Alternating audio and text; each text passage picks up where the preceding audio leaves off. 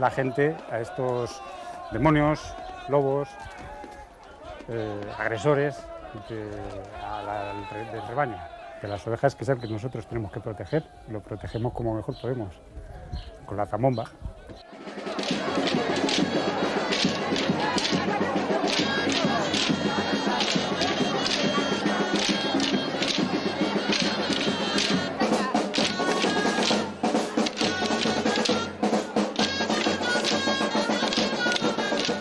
El curioso atavío de los zarrones parece proceder del ambiente pastoril, como el simbolismo genérico de toda la fiesta.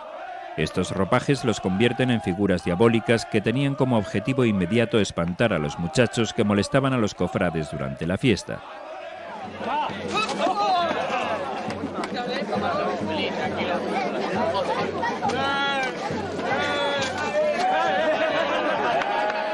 Es una vestimenta de cuero, como estás viendo, con abarcas, polainas, el pantalón también de cuero y la chaquetilla. Los adornos ya un poco dependen del zarrón. Puedes llevar una cola de zorro, de algún animal del campo, en fin, ya un poco los adornos son a gusto de cada uno.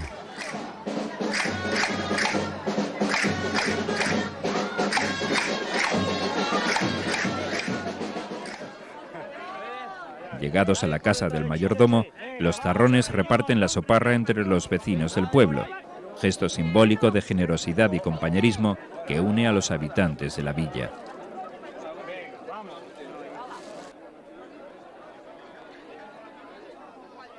Mira, la soparra surgió porque antes los pastores pues no tenían para comer, o sea, y muchos llevaban pan y vino.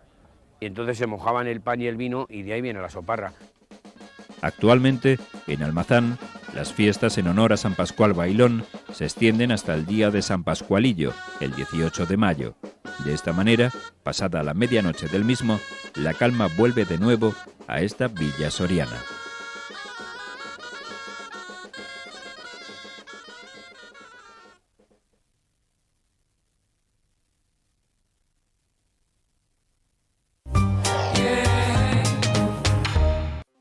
Información, historia e investigación a través de los datos. Ponemos la lupa sobre diversos temas que afectan a la sociedad y que no siempre se encuentran en las portadas de los medios de comunicación, ya sea ciencia, política, tecnología o problemas sociales, siempre con las cifras en la mano. Arrancamos.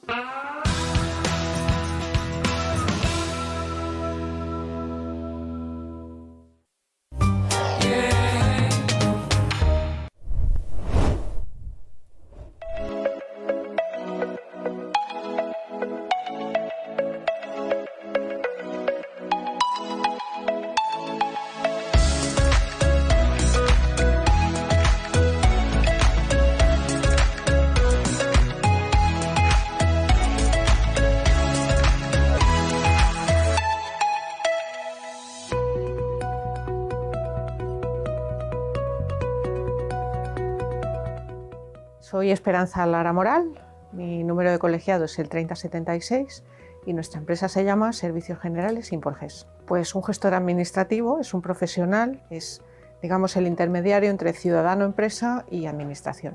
Estamos constantemente en contacto con la administración, ya sea a nivel telemático, en nuestro caso es la mayor parte de la interrelación con la administración es a nivel telemático, pero también seguimos teniendo una atención presencial en algunas administraciones más que en otras. El colegio nos mantiene informados de todos los cambios, nos va abriendo además muchas veces los canales y las vías de trabajo con la administración, porque ellos son los que se sientan directamente con la administración y nos dan toda esa parte del trabajo hecho, es decir, nosotros no tenemos ya más que ir a plantear nuestras cuestiones individuales, pero toda la comunicación institucional, todas las maneras de trabajo, todos los procedimientos, eso el colegio nos lo da hecho. Todo el tema de la tramitación, de las gestiones, ha sido algo que siempre me ha gustado mucho.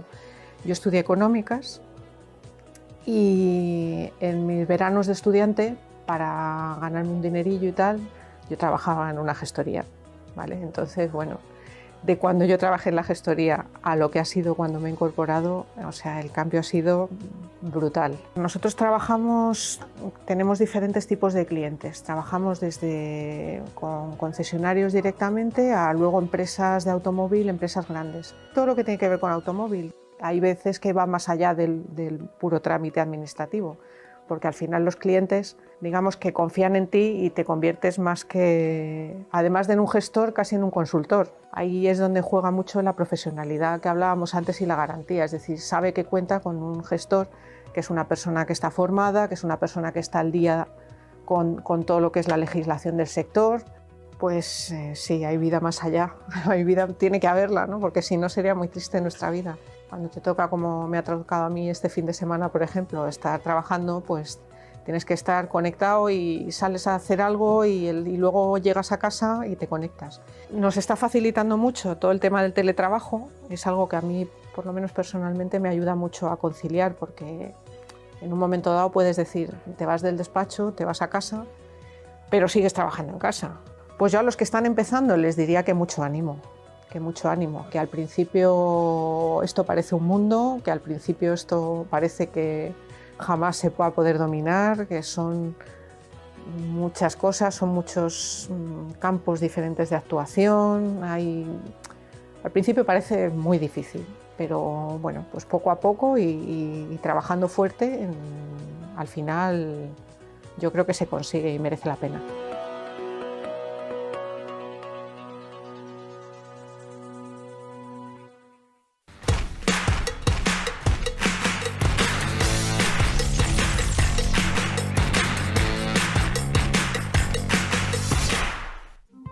En un mundo globalizado con 7.097 idiomas, la comunicación entre empresas y sus clientes es cada día más importante. Traductalia lleva 20 años prestando los servicios de traducción a empresas de los sectores de las ciencias, tecnología y finanzas. Nuestro equipo de profesionales trabaja con rapidez, calidad y a precios competitivos. Traductalia, tu empresa de traducciones.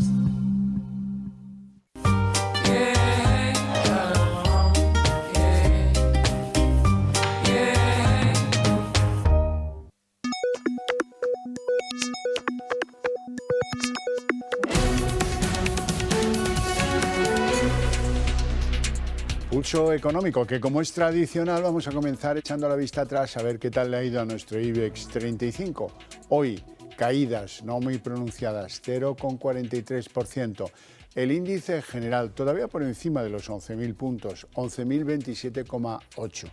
Algunos valores han aprovechado la sesión, es el caso de Fluidra, que sube 2,36, el caso de Acerinox 1,52 o el de Meliá, el grupo hotelero, que hoy recupera 1,50. En el lado de las pérdidas, en el lado donde preponderan los inversores con ánimo de vender, Grifols, la que más, 3,26 abajo. En segundo lugar, Celnex, 2,45 abajo. Y en tercer lugar, Acciona Energía, que hoy pierde en la sesión 2,32.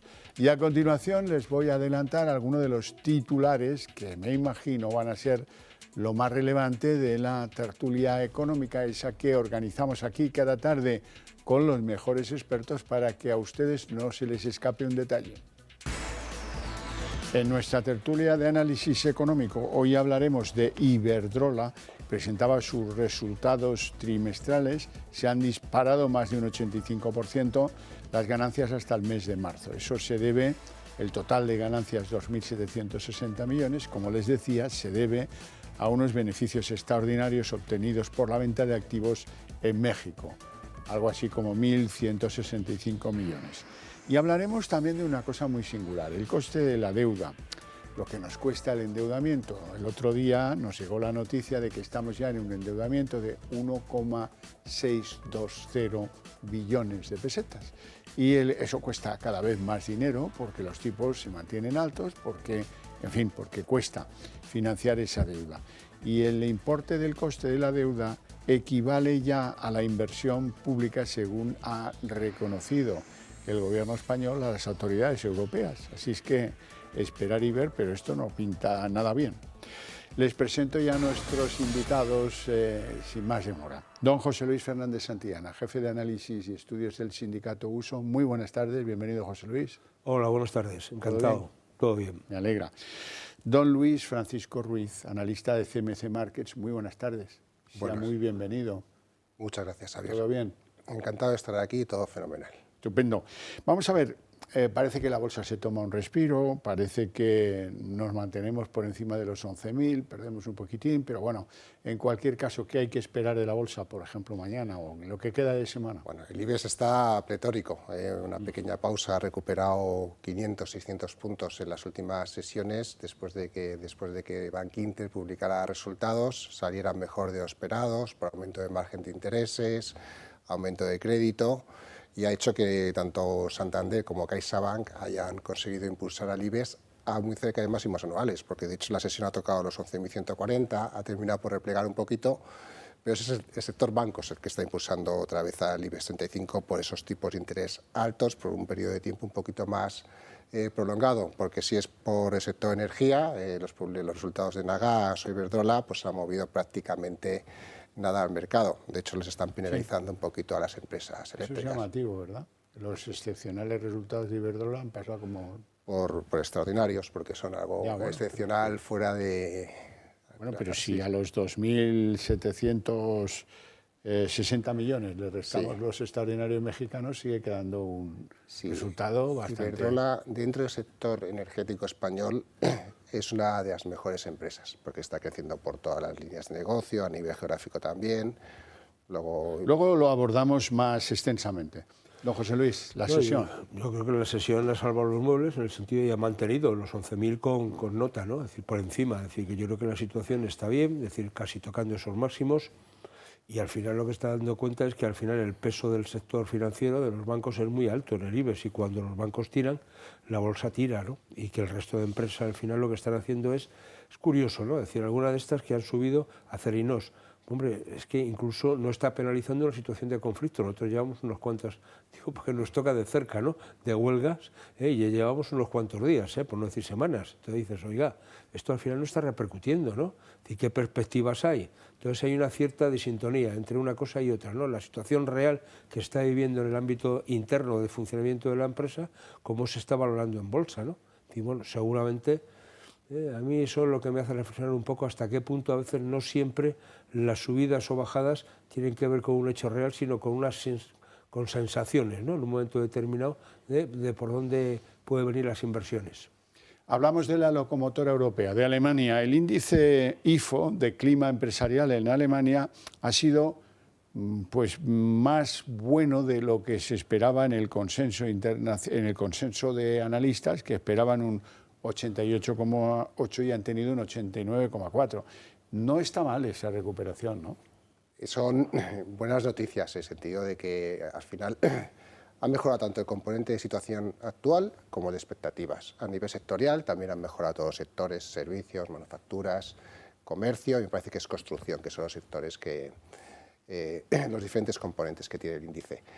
¿Cuál es la nota negativa en ese sentido? Pues que están, tanto en situación actual como expectativas, están por debajo de la media, e implica que la economía alemana todavía está en zona de crisis, contracción, eso sí, ya poco a poco saliendo a buen ritmo, igual o en línea con lo que indican también las encuestas empresariales PMI. Si hablabas antes también de una desconexión entre la bolsa y la economía, aquí sí hemos tenido una grandísima desconexión también, ¿no?, con esas encuestas empresariales que siempre han ido a menos en los últimos meses en Alemania, y sin embargo hemos visto como el DAX alemán, esas grandes compañías, pues no han parado de registrar máximos. Probablemente esté vinculada a este comportamiento a que muchas de esas grandes compañías ya se mueven a nivel global, ¿no? Y lo que afecta a nivel local o a los propios estados, pues les afecta cada vez menos, ¿no?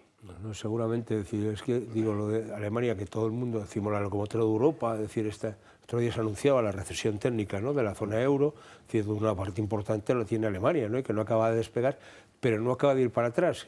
Que decir, cuando analizas trimestre a trimestre, la situación de Alemania siempre mejora un poco más de lo esperado, y yo creo que va a salir antes de la crisis de lo que inicialmente se estaba pensando, con lo cual me parece que estos datos que se están avanzando son muy positivos, sobre todo lo que tiene que ver con expectativas, y sobre todo si estas grandes compañías, que estamos en ese mundo globalizado, es decir, su ámbito de funcionamiento trasciende el ámbito territorial puramente alemán, y sobre todo tiene que ver con que si son capaces de poner en marcha las exportaciones, esto Alemania va a pegar un tironcito antes de lo esperado y espero que ese tironcito nos eche una mano a todo el conjunto de la zona euro, porque si Alemania funciona, pues el efecto contagio se nota.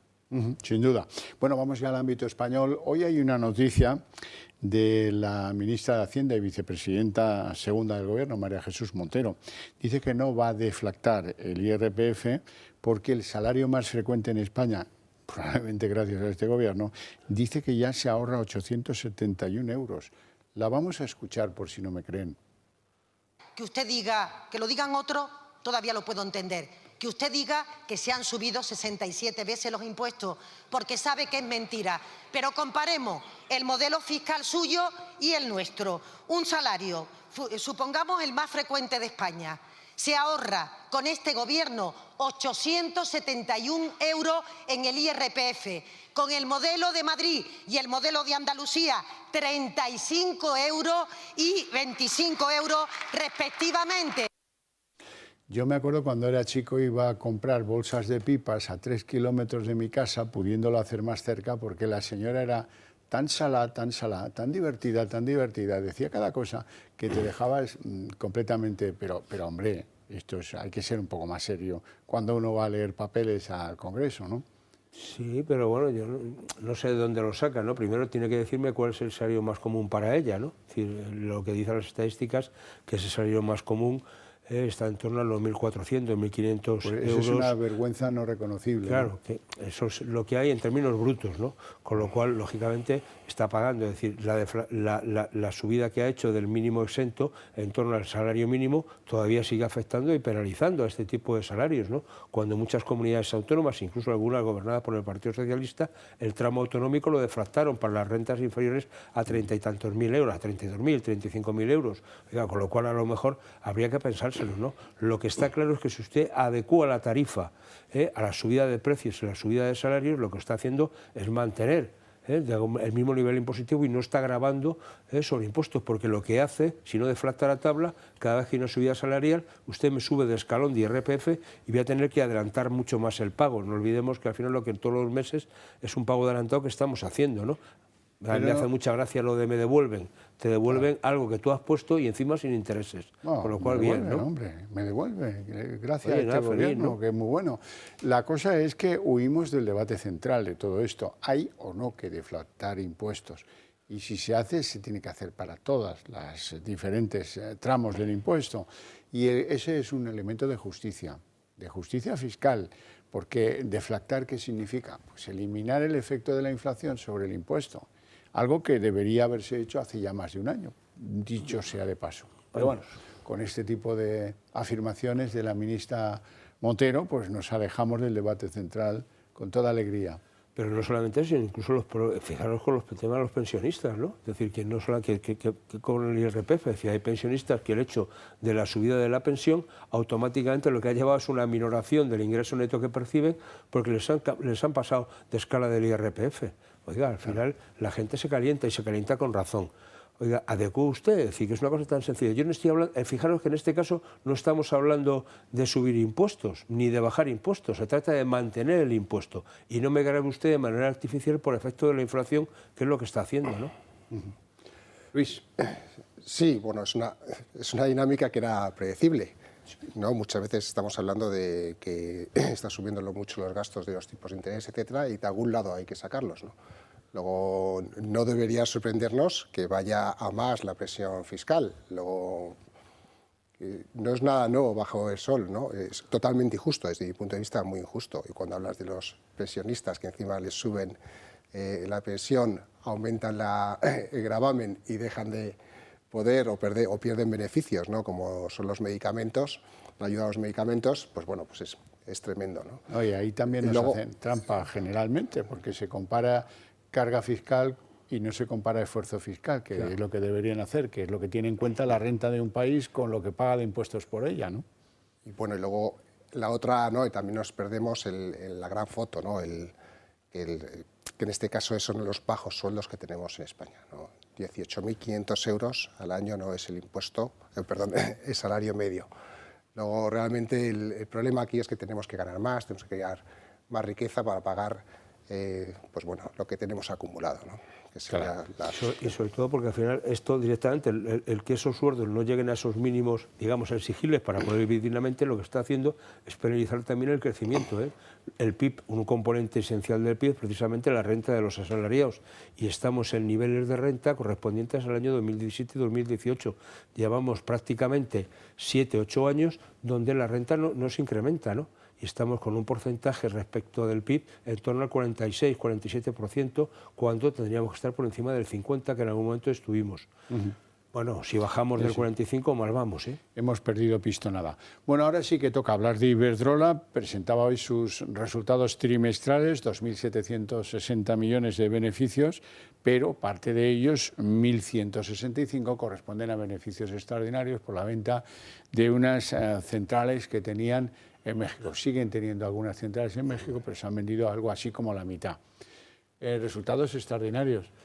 A ver, sí, pero baja el ritmo de crecimiento. Sí. Estamos hablando de que si el año pasado fuera extraordinarios, pues Iberdrola crecía los ingresos en torno a los 10 puntos porcentuales, pues ya nos vamos a los 7 u 8 puntos porcentuales.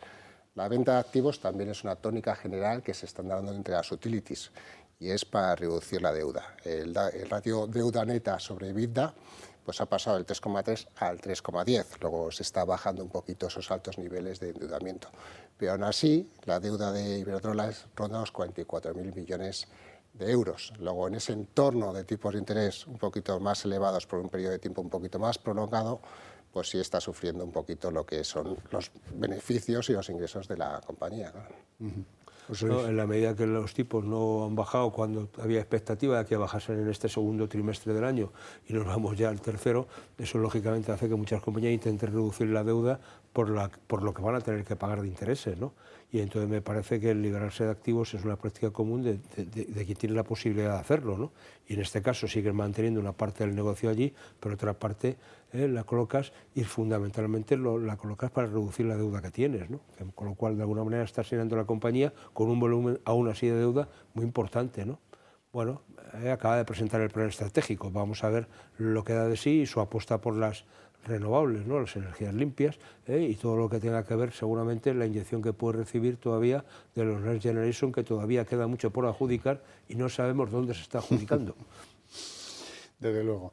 Vamos a hablar de la OPA de moda, la OPA sobre Naturgy. Ya saben que el grupo en cuestión, el grupo que entra es TAQA, que es un grupo de los Emiratos, de Abu Dhabi en concreto, y resulta que ese grupo, por estos rollos que tienen los países árabes, pues no le gusta nada a Argelia, que es socio de Naturgy en el Medgas, que es el único que nos queda de los gasoductos, teníamos 2 con Argelia. Y además de todo eso, pues ya vemos que Naturgy tiene una serie de compromisos, una serie de acuerdos con países árabes que no baja ya de los 30.000 millones de euros. Luis. Bueno, lo has explicado bastante bien. No va a ser fácil, ¿no?, que se resuelva favorablemente este tipo, que no sabemos muy bien si va a ser una OPA o qué tipo de acuerdo va a ser, ¿no? Porque hay grandes participantes, grandes accionistas con bastantes intereses, y luego encima nos encontramos que el caballero blanco que venía a intentar solucionar un poco el tema, pues tiene problemas o no se lleva bastante bien con uno de los principales proveedores de gas de Naturgy, de la empresa, ¿no?, que es Argelia. Luego, en este sentido, no va a ser nada fácil, hay dificultades y, bueno, pues aquí vamos a ver cómo se resuelven, ¿no? Bueno, yo creo que esta es una operación, no sé si compleja o no, pero a varias bandas, ¿no? Más allá del hecho de de Naturgy como tal, sino aquí estamos jugando con Criteria, estamos jugando con Caixa, estamos jugando con la SEPI, estamos jugando con Talgo, estamos jugando con muchos factores, ¿no? Y al final todo está enredado, no sé si de qué manera o no, y no sé hasta qué punto el gobierno enreda o deja de enredar o está siendo avalista de algún este tipo de operaciones, ¿no? Pero a mí me sorprende decir cómo esos inversores que vienen del mundo árabe están llegando aquí, lo que en Telefónica nos pone muy nerviosos, aquí se lo brindamos con puente de plata, ¿no? Y cómo facilitamos que Criteria de alguna manera también pueda hacer una contraopa en la situación de Talgo, incluso ya se está hablando de que se van a repartir entre Magyar y y criteria este tipo de activos en Talgo. Es decir, bueno, yo creo que es una operación compleja a muchas bandas que tiene que ver mucho de gran, yo diría, calado político, y sobre todo lo que está claro es que los argelinos cada vez van a fumar más en pipa, y por tanto lo del gas argelino, que nos venía muy bien y muy barato, se nos va a complicar ese suministro. Y que perdimos, hay que recordarlo, por una gracia del presidente del Gobierno que consideró oportuno, sin encomendarse ni al Congreso, ni a la explicación pública, ni a nada, ni a nadie, regaló el Sáhara Occidental a Marruecos, y eso, digamos que molestó muchísimo a los argelinos, que son tradicionales aliados del Polisario en la historia de nuestra antigua colonia. Bueno, vamos a un asunto que es muy importante y lo va a ser todavía más, el coste del endeudamiento. Nos hemos endeudado como si no hubiera un final.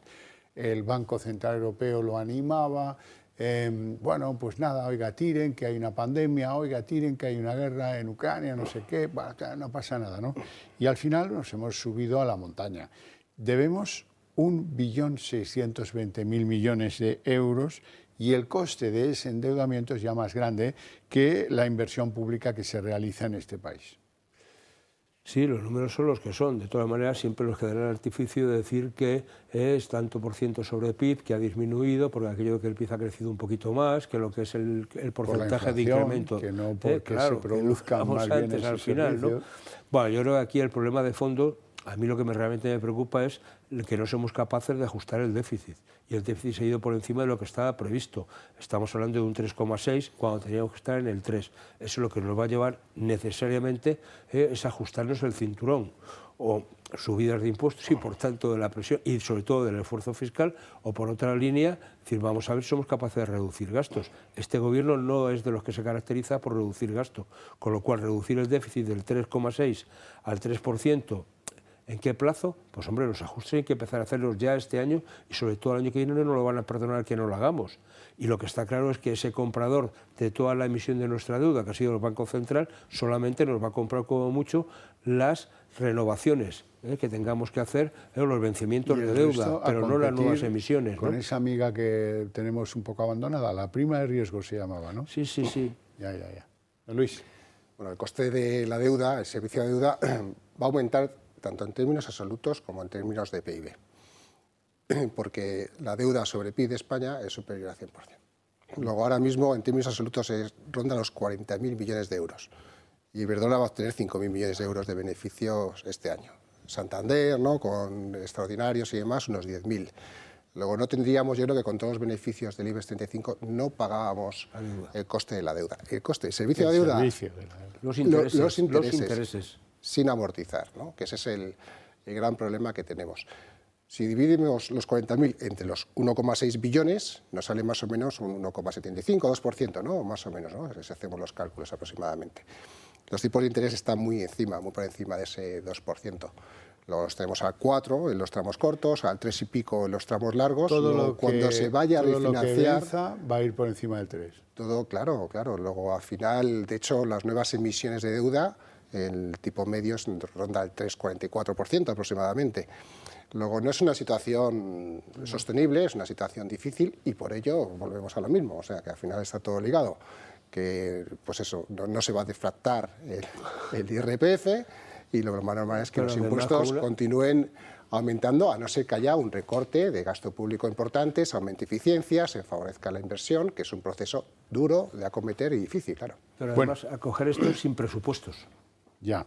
Es decir, que no es un tema menor, es decir, que en los presupuestos del ejercicio que estábamos ya cerrando, estábamos en torno a algo más de 30.000 euros al servicio de la deuda, y ahora habría que presupuestar en torno a 44.000. Oiga, ¿y eso cómo? Ya.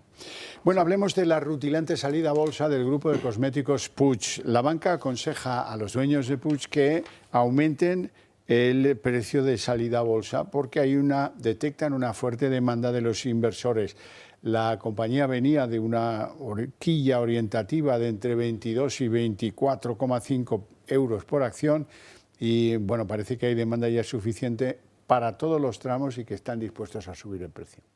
Sí, se podría ir a la parte alta, ¿no?, de esa horquilla.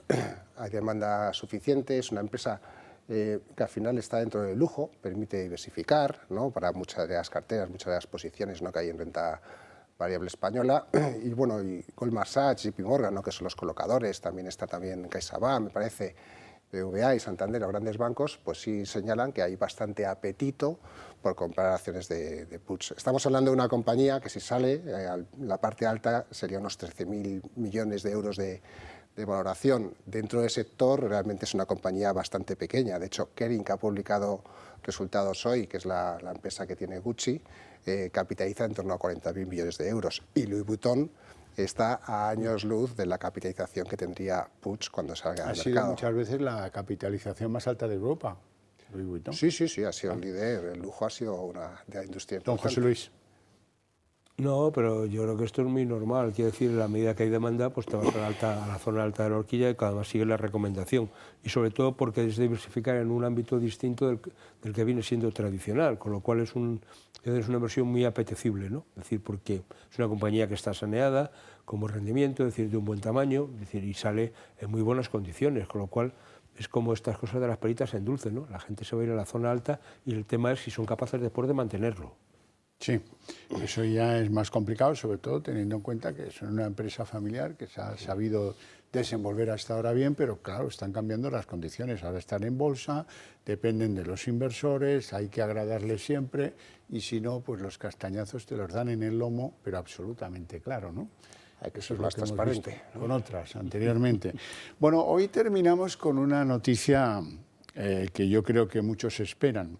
Los afectados por Afinsa, ya saben lo de las inversiones en sellos, etcétera, pueden ya registrar sus pérdidas patrimoniales en la declaración de la renta, lo cual a muchos les va a hacer felices porque no han tenido mucho resarcimiento la gente que invertía en Afinsa. Bueno, pues esta es dentro de lo malo, ¿verdad? Pues es una buena noticia. Así es que lo dejamos aquí con mi agradecimiento a ustedes dos por su presencia en el programa y por sus opiniones, por supuestísimo, y a ustedes por su paciencia e interés. Para ustedes, eso sí, tengo premio, porque a la vuelta de publicidad arrancamos aquí la redacción abierta de la tarde con todo lo que trae el río de la política.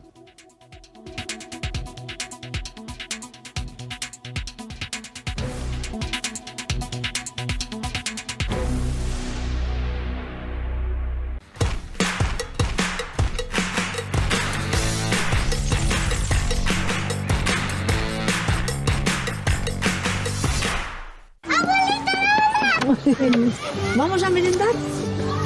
Este se me ha quemado un poco. Y el filetito extra tierno para mi reina. Y este para mí. ¿Vamos a contar el cuento de siempre? Super Mami. Sí, Super Mami. Había una vez la mujer más increíble del mundo. Y haría cualquier cosa para hacer feliz. ¿Sabes a quién? ¿No me acuerdo vos? No, era lo que se llevaba. El Poz Extra Tiernos. No hay ternura que perder.